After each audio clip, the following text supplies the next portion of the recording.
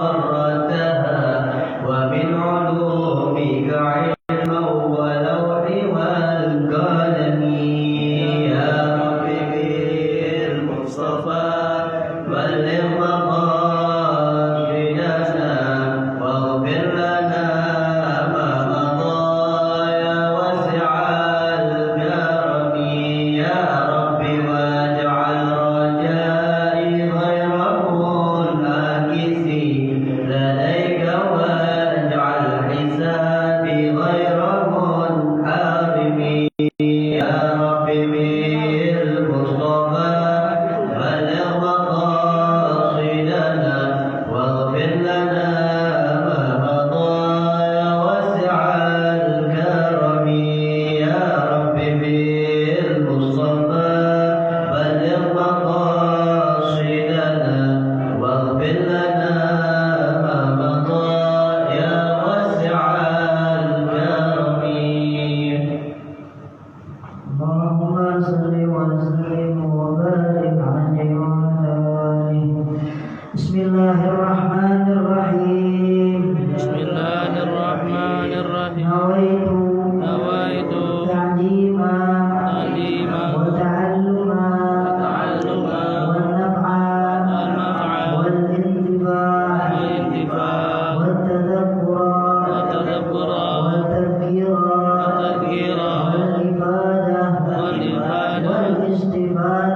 والاستفادة والحث على تمسك بكتاب الله وسنة رسول الله صلى الله عليه وسلم والدعاء إلى الهدى والدلالة على الخير ابتغاء وجه الله وقربه وثوابه. نويت أن أعتكف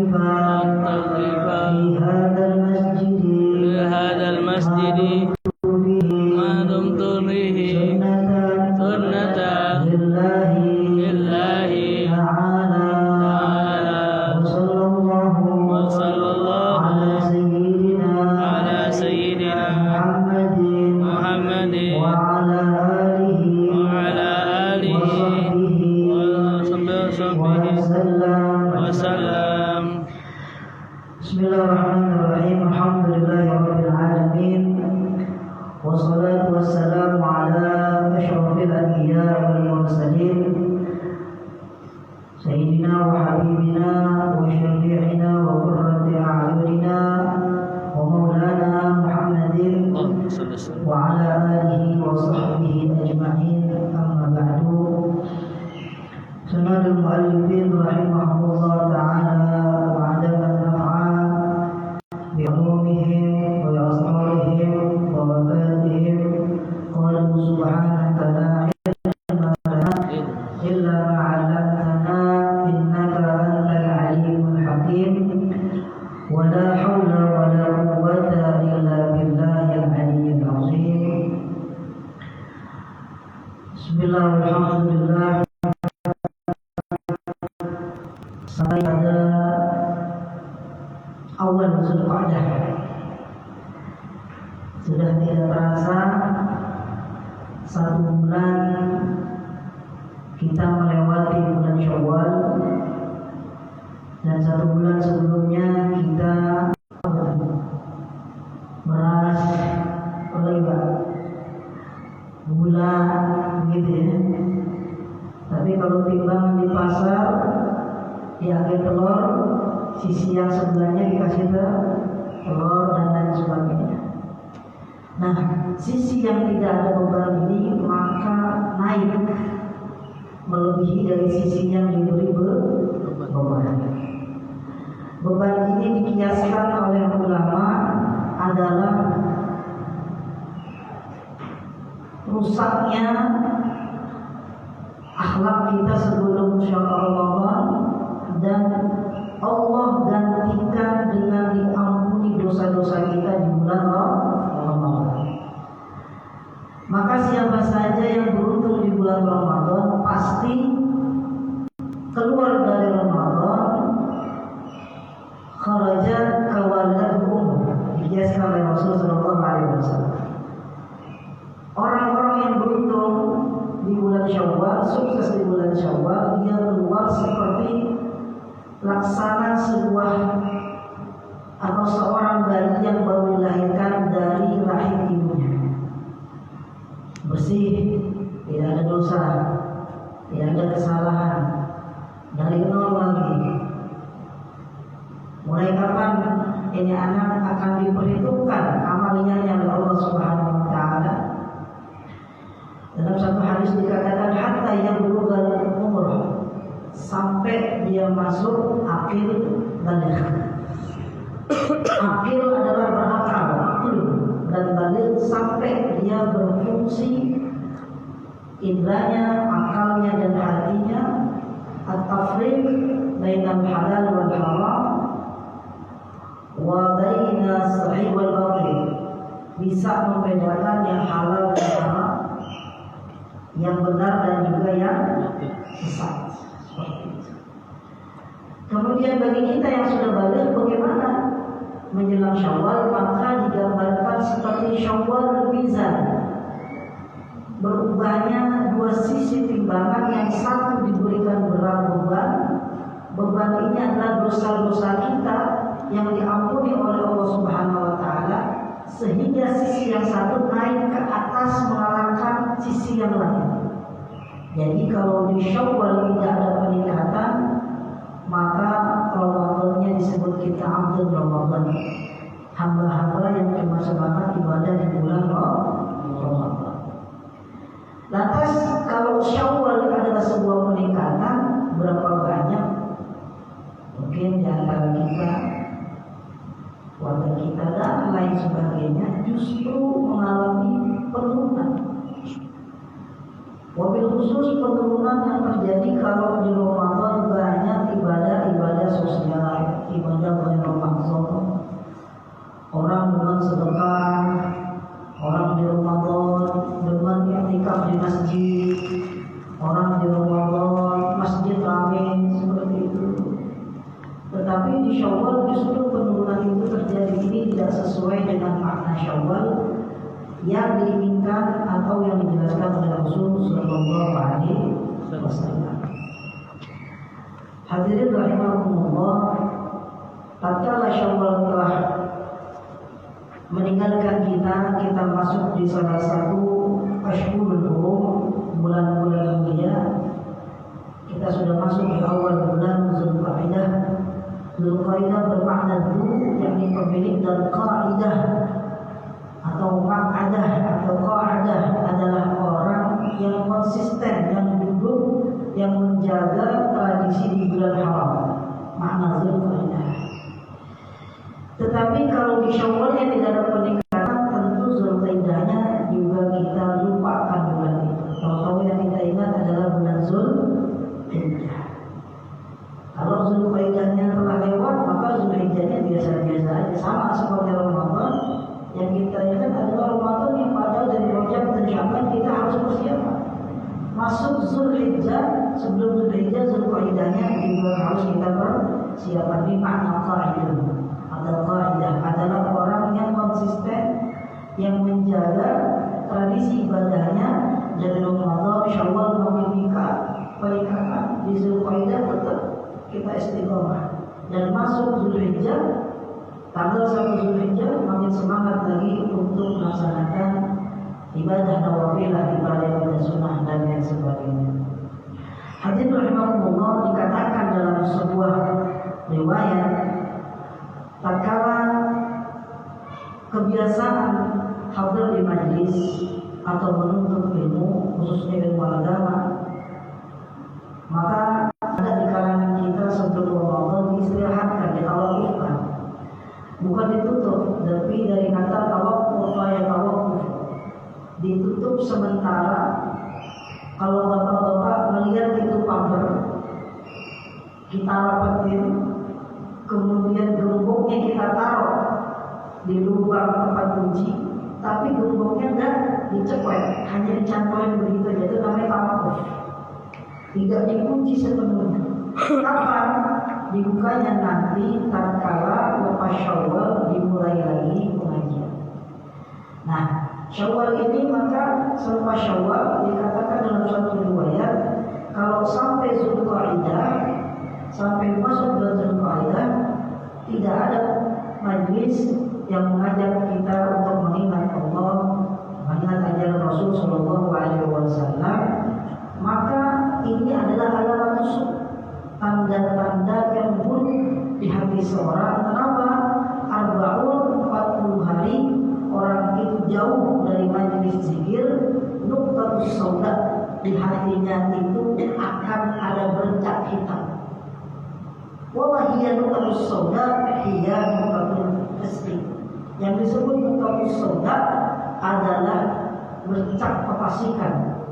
Kenapa bercak kefasikan? Karena kita tak peduli untuk menambah pengetahuan kita dalam hal menjaga syariatnya Allah Subhanahu wa Ta'ala. Ibu bapak sekalian yang sama-sama berbagai hormati, alhamdulillah ini adalah pertemuan pertama dan mudah-mudahan ini menjadi sebuah jalan untuk kita sama-sama mencintai tradisi sunnah Rasul Sallallahu Alaihi Wasallam, dan juga pertemuan ini mukadimah sehingga kita dikumpulkan nanti di yaumul mahsyar seperti perjumpaan kita di dunia ini. Amin ya Allah. Amin.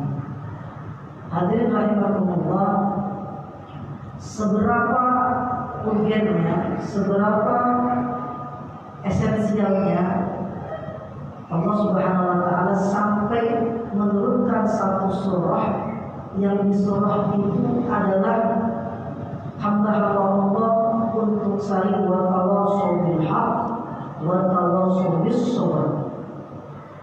Surah Al-Asr. Esensi dari surah ini Allah Subhanahu wa Ta'ala menjelaskan bahwasannya di luar hamba-hamba Allah, inna akramakum indallahi atqakum, semulia-mulianya hamba Allah adalah yang bertakwa. Di luar dari ketakwaan, kita ini hina di mata Allah Subhanahu wa Ta'ala sebagai hamba yang ghafil, hamba yang lalai. Wal 'asri innal insana lafi khusr. Demi masa, tatkala Allah menyebutkan demi masa, masa ini dalam satu pepatah Arab dikatakan al-waqtu kasayf. Waktu itu seperti pedang. Pedang jika digunakan untuk membela kalimat Allah, maka pedang ini akan bersaksi bahwasannya agama Allah bersama senjata itu yang memuliakan agama Allah Subhanahu wa Ta'ala. Tetapi ketika pedang ini digunakan untuk kriminal, maka pedang ini akan menjadi bumerang yang menyeretkan kita kepada nerakanya Allah Subhanahu wa Ta'ala. Saking dahsyatnya tentang objek pedang, tatkala perang dulu, kelompok dari kaum muslimin dan juga kelompok dari kufar Quraisy, dari kaum muslimin 10 sahabat Nabi al-Ashra al-Kiramil Bararah, 7 diantaranya adalah pemuda, sisanya adalah generasi sahabat-sahabat yang kibar, sahabat-sahabat sebenarnya. Di antara sahabat-sahabat pemuda ini ada yang digelari Saifullah, yakni Sayyidina Khalid bin Walid dan juga Sayyidina Ali bin Abi Thalib. Kemudian di sisi kaum kafir Quraisy ada salah satu golongan kafir Quraisy yang dikenal dia sebagai Al-Wa'il. Dia ini tingginya 3,5 hasta. Kalau 1 hasta segini, 5 hasta setengah. Kalau 1 hasta segini, berarti 5 hasta setengah itu kurang lebih hampir 3 meter. Hampir 3 meter. Kalau dia naik kuda, saking tingginya ini, maka kakinya kalau orang Betawi sampai nyengser ke tanah, sampai nyengser ke tanah, saking tingginya. Dan dia memiliki pedang panjangnya melebihi dari tinggi tubuhnya. Tapi pedangnya dia saking beratnya tidak memiliki kecepatan. Dan tatkala ini orang menghina Rasul Shallallahu Alaihi Wasallam, mana itu Muhammad, mana sahabatnya Muhammad, yang mereka berkata kalau dia mati dikatakan sebagai mati syahid dan dijamin masuk surga. Maka kata ini orang diledeklah para sahabat Nabi Muhammad, sini orang-orang yang ingin aku antarkan ke surga dengan cepat, dirasakan pedang yang aku pegang. Sini mana Muhammad biar aku antarkan ke surga dengan cepat. Katanya mati syahid masuk surga. Demikian riwayat Sahih. Tatkala Nabi Muhammad dihembuskan pedang, Sayyidina Ali maju ke depannya Rasulullah, biar saya saja yang maju ke depan menghantam ini orang. Maka pedang Sayyidina Ali yang disebut Zulfaqar atau Zulfikar ini dibawanya dengan kuda. Dari jauh ini orang yang sudah membawa pedang tingginya, dia tingginya 5 hasta setengah, pedangnya lebih tinggi dari itu, kira-kira 6 hasta. Baru mau diayunkan ke Sayyidina Ali, pedang Sayyidina Ali Zulfaqar terkena ujung bilah dari pedang itu, saking cepatnya Zulfaqar maka terbelah jadi 2 matanya. Ini sejarahnya dari pedang Sayyidina Ali. Maka belum sampai itu pedang keangkat ke atas kepala Sayyidina Ali, ini orang sudah terpenggal kepalanya jatuh ke tanah. Seraya sahabat mengatakan takbir Allahu Akbar li'ilai dinillah. Takbir karena dengan ketinggian agamanya Allah telah mati orang kafir di tangan Sayyidina Ali. Nah, as-sayyid di sini dengan disaksikan Rasul Sallallahu Alaihi Wasallam begitu cepat dan tajamnya pedang Sayyidina Ali, Rasul Sallallahu Alaihi Wasallam bersabda, al-waqtu as-sayf. Waktu itu seperti pedangnya Sayyidina Ali. Dahsyatnya pedang Sayyidina Ali. Maksudnya apa? Kita ini banyak lalai karena waktu. Kita hidup ini digambarkan seperti seorang panggilan azan dan iqamah saja. Tatkala kita lahir diazankan, kemudian tatkala kita diazankan dan iqamah, dan juga kita menghadap Allah ini hanya menunggu waktu azan dan iqamah. Maka ketika bulan Zulqa'dah, hati kita, jasmani kita, rohani kita tidak dipenuhi, tidak diisi dengan cahaya keilmuan dari Allah Subhanahu wa taala, nuqtatus sauda akan terpecah, akan ada noda di dalam hatinya, nuqtatus sauda, noda hitam, wa hiya nuqtatus sauda alamatul fisq. Nuqtatus sauda itu adalah kalau ada di hati seorang bercak hitam, maka itu adalah tanda-tanda kefasikan. Apa kefasikan? Ya'budu wa yuqsim. Dia juga ibadah, tapi dia juga melakukan maksiat kepada Allah Subhanahu wa taala. Maksudnya apa? Kalau dalam dunia olahraga disebut draw, sering kosong.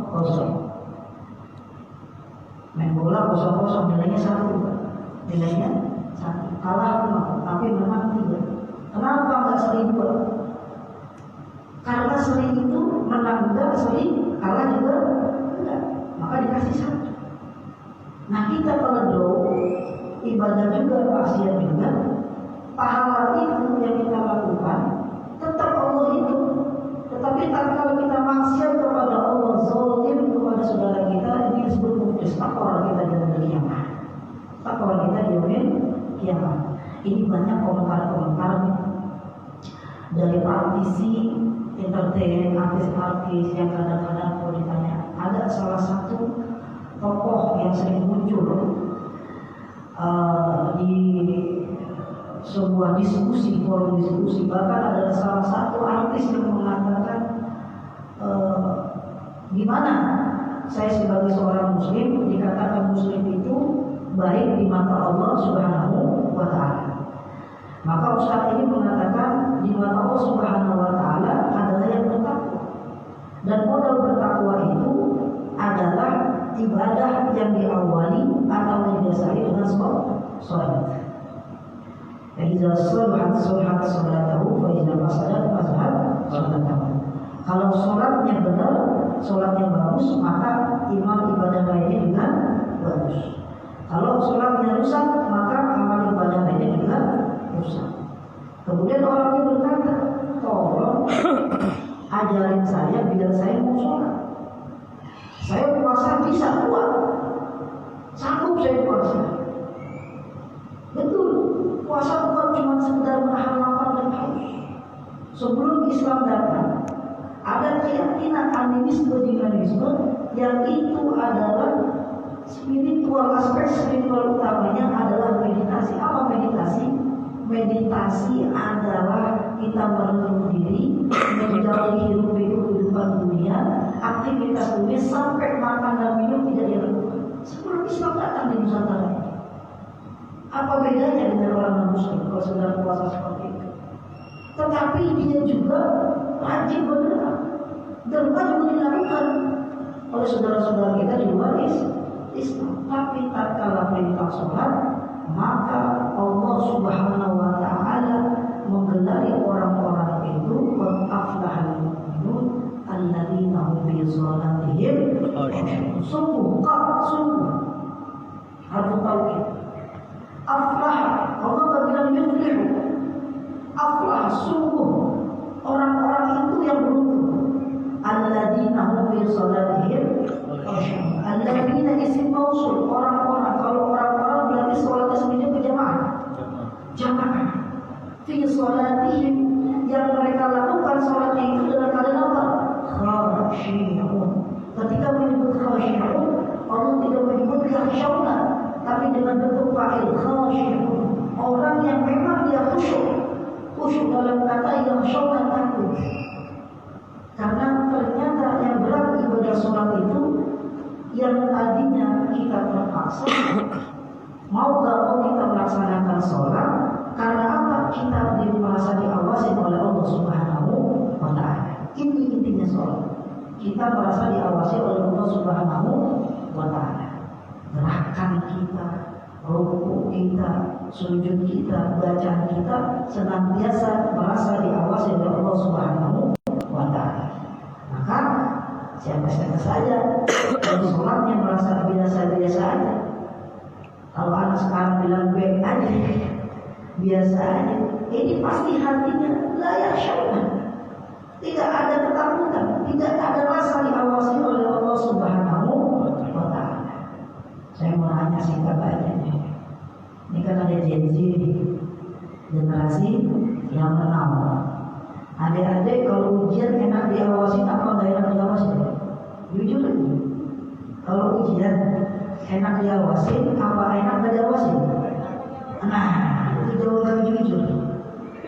Maka setiap hari kita ujian menghadap Allah Subhanahu wa ta'ala yang ada sholat. Kalau setiap hari problematika kita enggak pernah selesai, kita cuma mengeluh aja. Ini kan zaman now, zaman dulu. Waktu sekolah ngeluh, bingung, udah ada KJP gratis masih bingung juga. Sampai pemerintah dibebasin tuh, awal ujian tuh kan, masih bingung nggak? Bingung juga, terusnya bagaimana? Ada uji. Terus kalau uji, apakah kira-kira bekerja? Bingung nggak? Bingung juga. Begitu dapat kerjaan, bingung nggak? Masih banyak yang bingung. Kenapa nggak mencukupi? Nggak mencukupi. Udah dapat kerjaan, masih bingung juga. Kenapa? Jodohnya nggak turun-turun, jodohnya nggak turun-turun. Galau lagi. Coba kalau setiap kali kita ujian, hadap Allah Subhanahu wa ta'ala, kita merasa diawasi oleh Allah Subhanahu wa ta'ala. Zuhur kita sholat, kita butuh sama Allah Subhanahu wa ta'ala. Kita lagi ujian, gimana zuhur kita?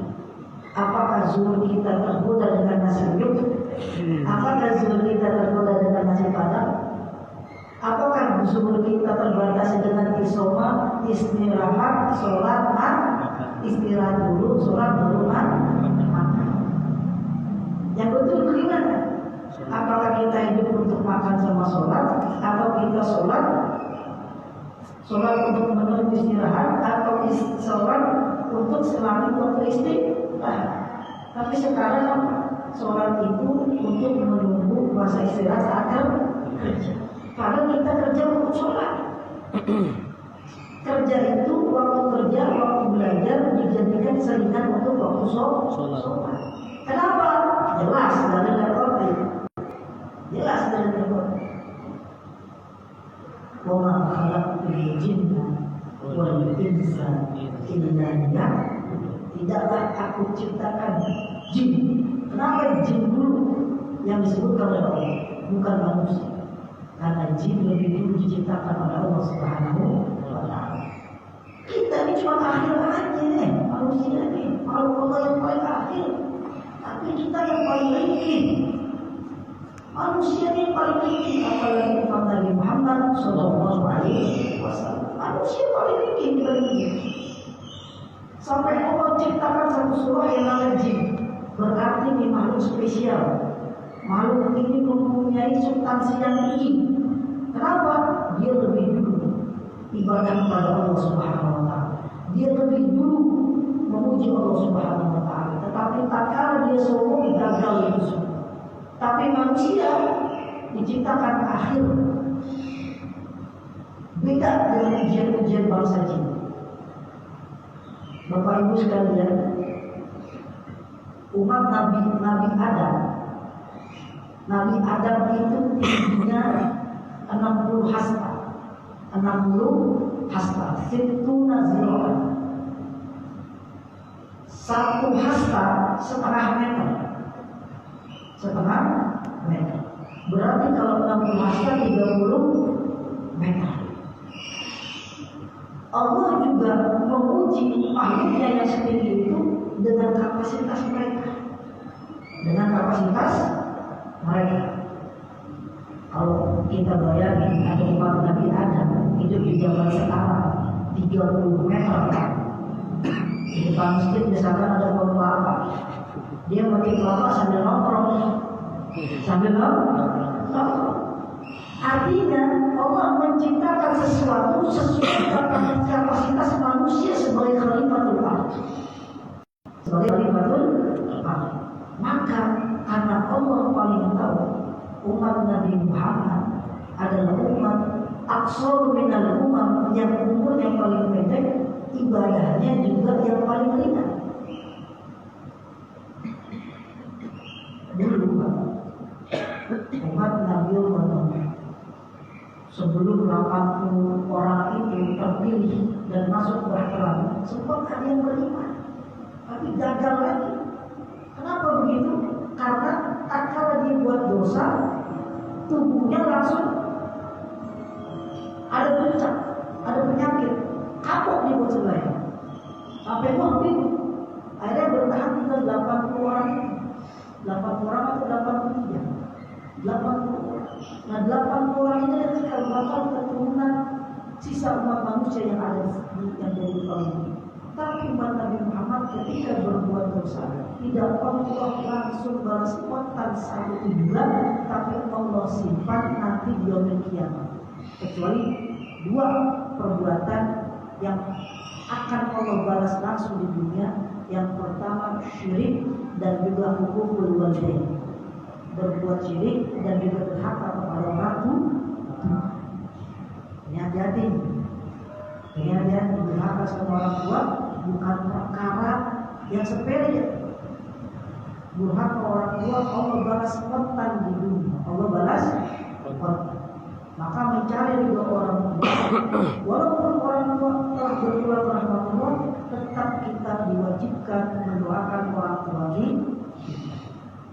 Hadirin rahmatullah, saking dahsyatnya waktu ini kaswain seperti pedang Sayyidina Ali, maka ketika masuk bulan Zulqa'dah, kita tidak isi lagi sanubari kita, hati kita, pikiran kita untuk menerangi jasmani dan rohani kita semakin cinta dengan agama ini, semakin cinta dengan syariat Nabi Muhammad SAW, tidak lain dan tidak bukan adalah dengan hadir majlis-majlis ilmu. Allah Subhanahu wa taala dalam surah Ali Imran menjelaskan syahidullah annahu la ilaha illa wal malaikatu wa ulul ilmi. Allah Subhanahu wa taala bersaksi sesungguhnya tiada Tuhan selain Allah, dan juga para malaikat bersaksi tidak Tuhan selain Allah, wa ulul ilmi, dan juga orang-orang ahli ilmu. Maksudnya apa? Fanzur kaifa qardihim ma'a malaikati fi syahadati ala tauhid.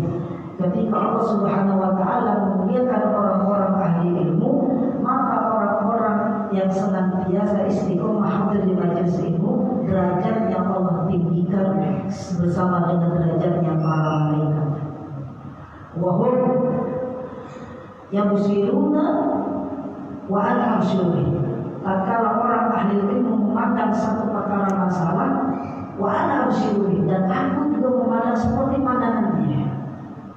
Jadi kalau ada orang ahli ilmu ada satu masalah, memecahkan masalah bukan berdasarkan hawa nafsu, tetapi dia kembali kepada Al-Quran, dia kembali kepada As-Sunnah, dia kembali kepada ulama.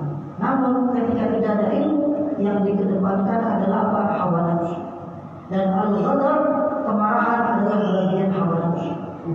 Tatkala di antara kita dihadapkan satu masalah, tidak ada dasar-dasar ilmu agama, maka setiap masalah yang kita hadapi adalah dengan marah, dengan stres, dan lain sebagainya. Maka tidak ada solusi seperti itu. Tapi ketika hati kita terbiasa dengan Al-Quran dan juga zikir, maka sebelum kita memilah dan juga menentukan satu masalah, kita awali dengan membaca Al-Quran Al-Karim. A'udzubillahi minasyaitonir rajim. Bismillahirrahmanirrahim.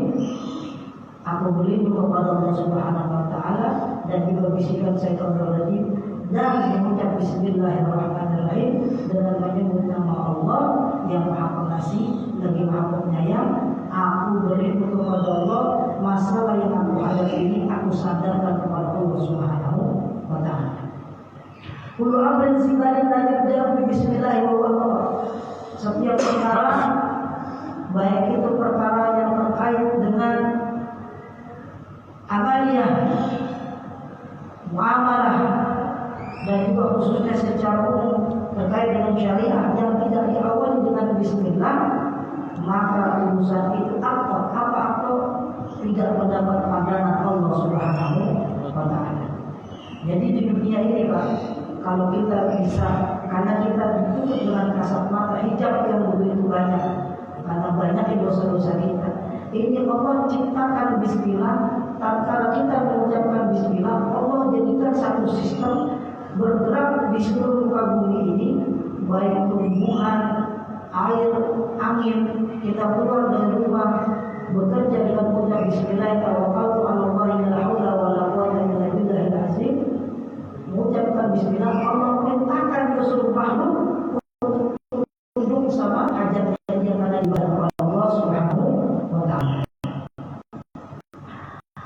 Qul hal yastawi alladziina ya'lamuuna wal ladziina la ya'lamuun. Wahai Muhammad, apakah sama orang-orang yang orang-orang yang menuntut ilmu, orang-orang yang memiliki ilmu, wal ladziina ya'lamuun, dan mereka juga orang-orang yang tidak memiliki ilmunya Allah Subhanahu wa taala. La yasma'un, tentunya tidak sama. Tentu orang-orang yang senantiasa berzikir, yang senantiasa dekat dengan orang-orang saleh, hatinya akan tentram, akan takut kepada Allah Subhanahu wa taala. La fi dunya wa la fil akhirah, begitu juga baik dalam kehidupan di dunia apalagi kehidupan akhirah. Walakin yufaddilu Allah man ya'lamu 'ala man la ya'lamu bi darajatin rafi'ah. Tetapi justru Allah Subhanahu wa taala tanpa kita sadari, kalau kita senantiasa hadir di majelis ilmu, yufadilullah, Allah memberikan fadilah-fadilah utama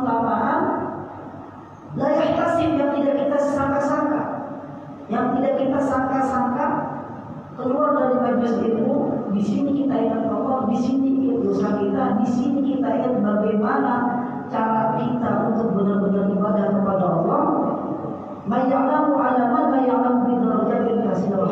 Orang yang berpengetahuan dan tidak berpengetahuan itu derajatnya akan beda di mata Allah Subhanahu wa taala.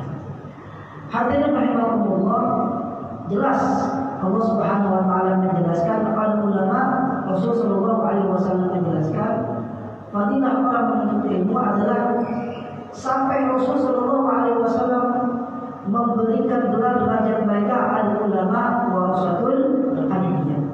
Ulama ini adalah pewarisnya para nabi.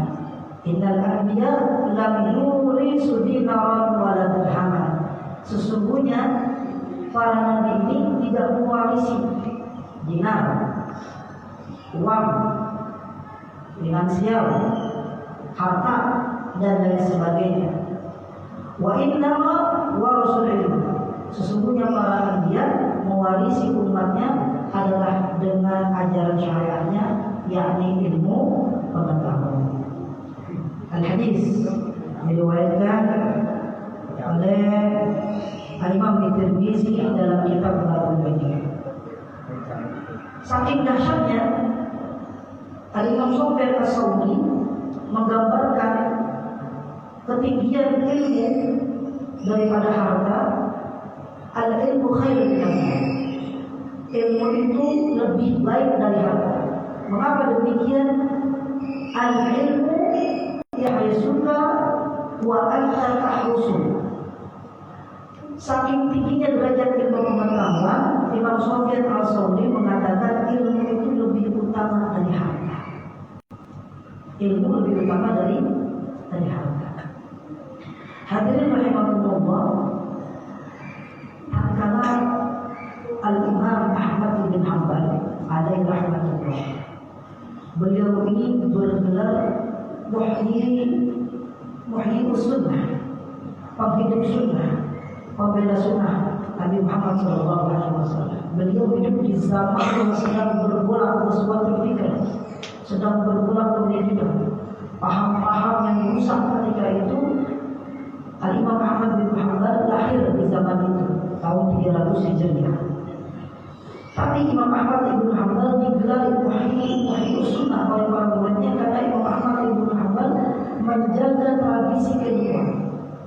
Imam Ahmad bin Hanbal datang kepada Imam Ibnu Uyainah yang ada di Mesir untuk mengambil satu hadis.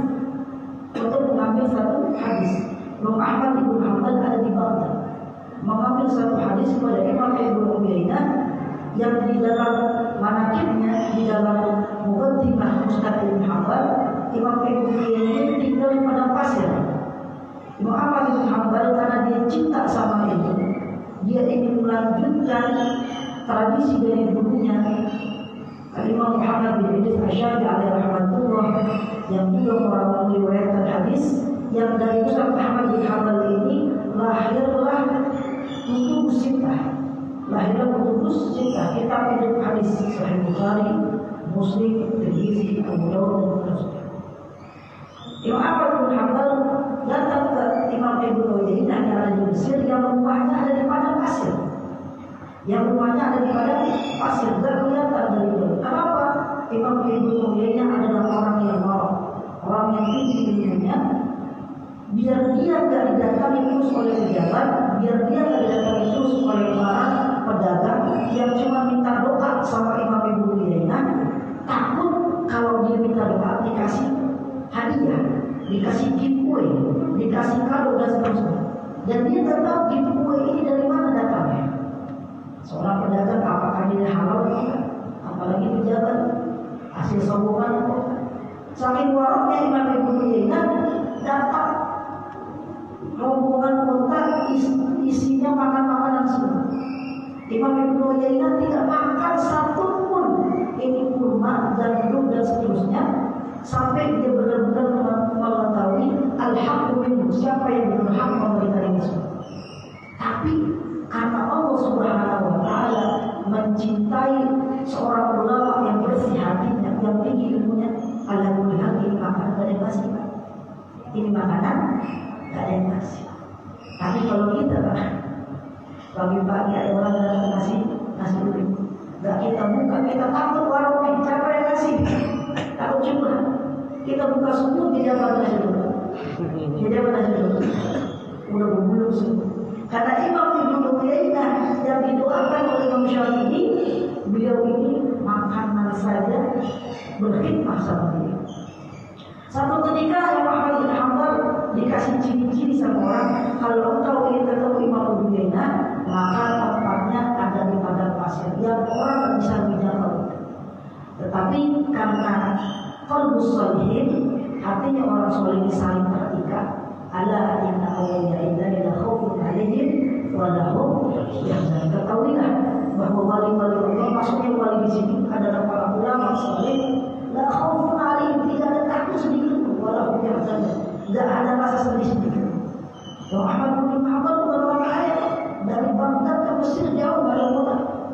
Kita pikir mulai anak boleh kasih KJP aja masih bingung juga, masih minta uang ongkos. Tapi Imam Hanbal itu di belakang berangkat aja. Lahum tidak ada rasa takut, walahum yahzanun, tidak sedih. Allah yang jaga, Allah yang jaga. Untuk ilmu cuma dapat habis dari Baghdad ke Mekah. Kalau zaman sekarang menurut ilmu ini mudah dapat ilmu. Sekarang mudah dulu yang dapat ilmu masih ada juga kan. Seperti itu. Maka ketika ketemu Imam Ibnu Uyainah, Imam Ahmad bin Hanbal cerita, menyampaikan salam, assalamualaikum, dijawablah waalaikumsalam warahmatullah. Tetapi wajahnya tidak menghadap kepada Imam Ahmad bin Hanbal. Tatkala Imam Ahmad bin Hanbal melihat seperti itu, Imam Ahmad bin Hanbal dia melihat. Ini salah satu adab. Adab ketemu guru, sebelum guru mempersilakan ibu jangan duduk. Adab ketemu guru, sebelum guru mempersilakan bertanya jangan bertanya. Adab ketemu guru, kalau guru menanyakan hajat yang kita tujukan, maka kita jangan mengutarakan hajat kita. Ini adab ulama dulu, adab ulama dulu. Maka dilihatlah Imam Ibnu Uyainah sedang kasih makan anjing, anjing. Itu roti gandum dikasih topping daging, ditumbuk sampai halus, dikasih makan anjing sampai selesai. Maka anjing ini pergi begitu saja. Ditanya oleh Imam Ahmad bin Hanbal, Imam kenapa engkau sebegitu detailnya kasih makan anjing? Anjing itu tamunya Allah Subhanahu wa Ta'ala. Yang dia dapat dari jauh, maka aku harus muliakan Allah Subhanahu wa Ta'ala. Dan aku tahu engkau datang kepadaku untuk mengaji, mengambil satu hadis Rasulullah Shallallahu Alaihi Wasallam. Maka Imam Ibnu Uyainah menyampaikan hadis mulia Rasulullah Shallallahu Alaihi Wasallam, man adda dhaiban fa'addihu bi takrimihi adallahu fid dunya wal akhirah. Barang siapa yang menunaikan hajat tamu kita, undangan tamu kita, kehormatan tamu kita dengan memuliakan tamu kita dengan jamuan dan seterusnya, maka dimuliakan oleh Allah di dunia wal akhirah. Atas kau akan kaji apa? Kata Imam Ibnu Uyainah, tidak, aku tidak kaji lagi. Kata Imam Ibnu Hanbal, karena aku sudah dapat satu hadis, yang hadis ini didapatkan oleh Imam Ibnu Uyainah dengan 3 babak, dengan 3 tangga saja, yang didapatkan oleh Imam Ash-Shura, yang didapatkan oleh sahabat mulia Sallallahu Alaihi Wasallam sampai 3 ke atas, yakni Abu Hurairah yang bernama Abdurrahman bin Sakhr. Ini sudah lebih dari cukup, kata Imam Ahmad bin Hanbal, karena engkau tidak menyampaikan hadis, tapi engkau mengajarkan kepadaku ini hadis yang disebutkan dari 3 sahabat mulia ke atas langsung sampai ke Rasulullah Shallallahu Alaihi Wasallam.